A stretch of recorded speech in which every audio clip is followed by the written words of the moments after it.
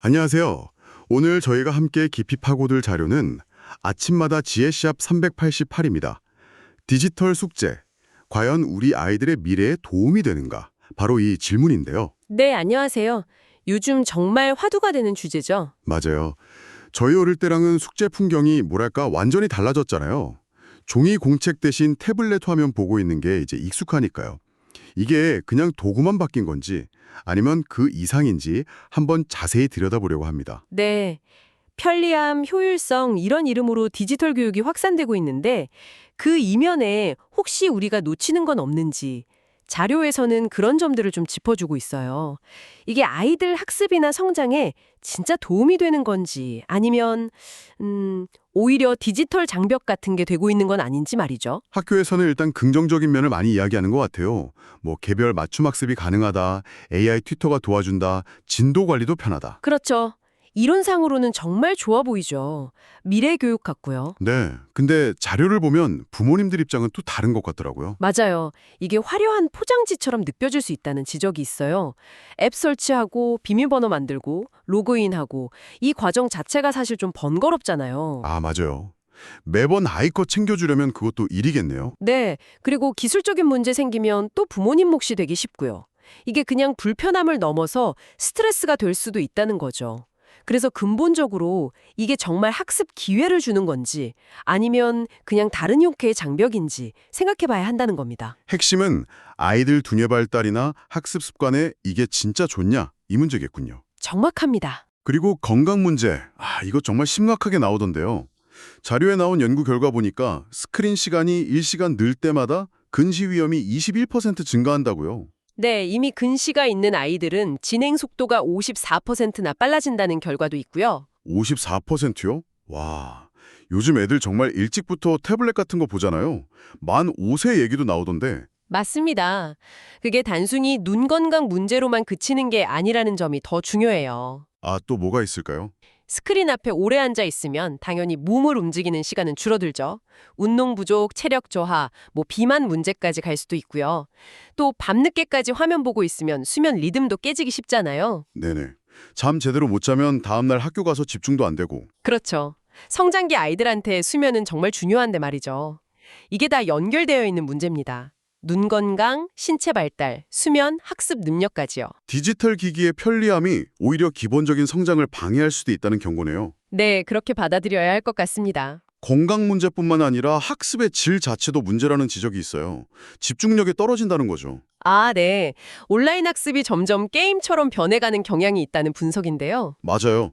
뭐 퀴즈 맞히면 점수 올라가고 캐릭터가 춤추고 그러잖아요. 네, 그런 즉각적인 보상이 흥미를 끌 수는 있는데 문제는 그런 방식에 익숙해지면 깊이 생각하는 능력이 떨어질 수 있다는 거예요. 그러니까 좀 어렵거나 지루해도 참고 파고드는 경험이 줄어든다는 거군요. 그렇죠. 짧고 빠른 자극에는 잘 반응하는데 길고 깊은 사고는 어려워하는 거죠. 책을 읽으면서 내용을 곱씹고 비판적으로 생각하는 그런 과정이 약화될 수 있다는 우려입니다. 하긴 요즘 영상도 다 짧은 것만 보잖아요. 네. 그런 환경이 아이들 사고방식 자체를 바꿀 수 있다는 거죠. 장기적으로 봤을 때 문제 해결 능력이나 창의력 발달에도 영향을 줄 수 있고요. 실제로 책 읽는 비율이 엄청 줄었다는 통계도 있더라고요. 자료 보니까 2025년 조사에서 8세에서 18세 아이들 중에 여가 시간에 책 읽는 비율이 32.7%. 네, 맞습니다. 이게 20년 전보다 36%포인트나 줄어든 거래요. 와, 36%포인트면 거의 반토막 이상인데요. 네, 정말 큰 폭으로 감소한 거죠. 이게 단순히 책을 안 읽는다를 넘어서 긴 글을 이해하고 소화하는 능력 자체가 떨어지고 있다는 신호로 볼 수도 있어요. 독서가 단순히 지식 습득만은 아니잖아요. 상상력이나 공감 능력 같은 것도 키워주는데. 맞습니다. 그래서 독서율 하락은 아이들의 인지적, 정서적 발달 전반에 걸쳐서 좀 심각하게 봐야 할 문제라고 생각합니다. 이런 문제들 때문에 다른 나라들은 좀 다른 움직임을 보이나 봐요. 특히 스웨덴 사례가 흥미롭던데요. 디지털 교육 완전 앞서 나갔던 나라 아니었나요? 네, 그랬었죠. 그런데 2023년에 정책 방향을 확 바꿨습니다. 왜요? 연구를 해보니까 막상 디지털 기기 도입이 학습 능력 향상에 별 효과가 없었고 오히려 인지 발달에 해가 될 수도 있다는 결론이 나온 거예요. 헉, 효과가 없는 걸 넘어서 해가 될 수도 있다고요? 네. 그래서 정부 차원에서 이걸 인정한 거죠.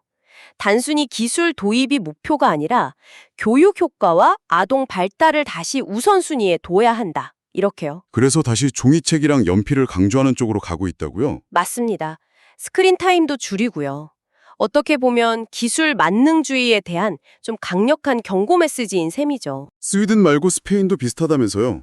네, 스페인도 올해부터 초등학교에서는 아이의 기기 기반 숙제를 금지시켰어요.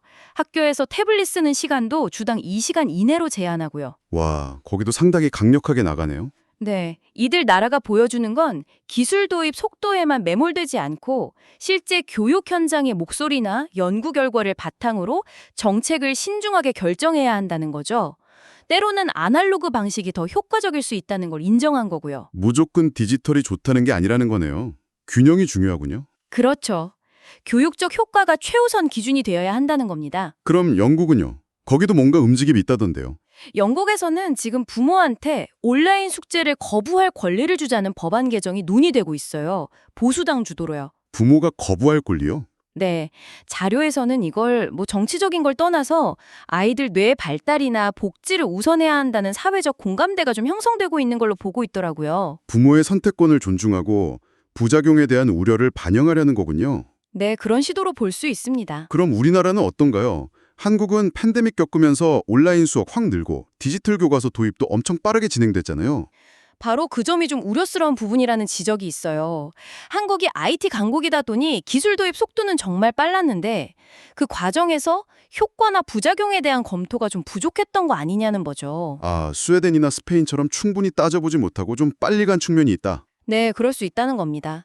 디지털 기기를 잘 다루는 능력하고 깊이 있는 학습 능력은 사실 다른 문제인데 우리가 이걸 좀 혼동했을 수도 있다는 거죠.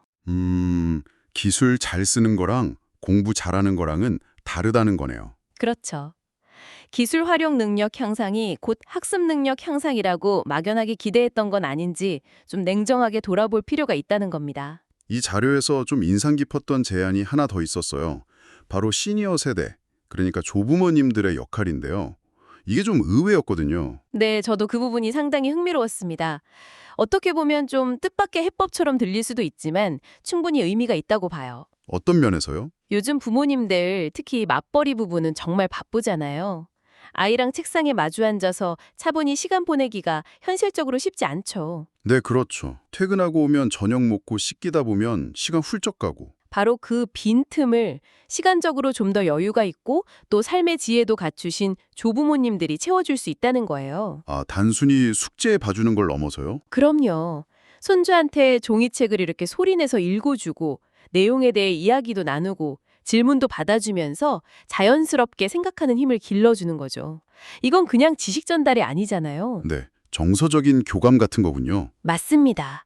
아이들 입장에서는 할머니, 할아버지의 따뜻한 목소리를 듣고 눈 맞추면서 안정감을 느끼고 또 사랑받는다는 느낌도 받고요. 이게 자존감에도 좋고요.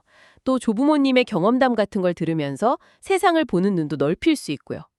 디지털 기기가 주기 어려운 사람의 온기, 관계 속에서의 배움, 이걸 채워줄 수 있다는 거죠. 교육이라는 게 단순히 지식만 넣는 게 아니라 그런 세대 간의 소통과 교감을 통해서 더 풍성해진다는 의미군요. 네, 자료는 바로 그 점을 강조하고 있는 것 같습니다. 오늘 아침마다 지혜 138 자료를 보면서 디지털 숙제에 대해 다시 한번 생각해보게 되네요.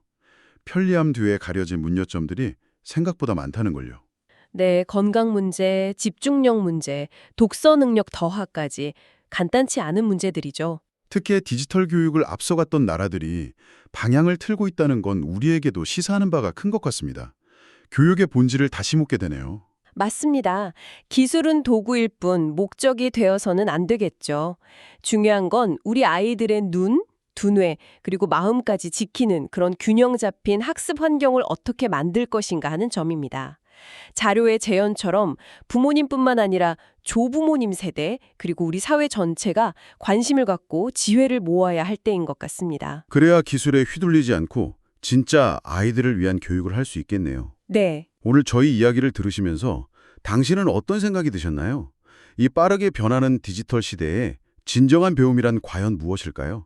그리고 우리 각자는 다음 세대의 건강한 배움을 위해 어떤 역할을 할 수 있을지 한 번쯤 생각해 보시면 좋겠습니다. 다음 시간에 더 흥미로운 탐구로 돌아오겠습니다.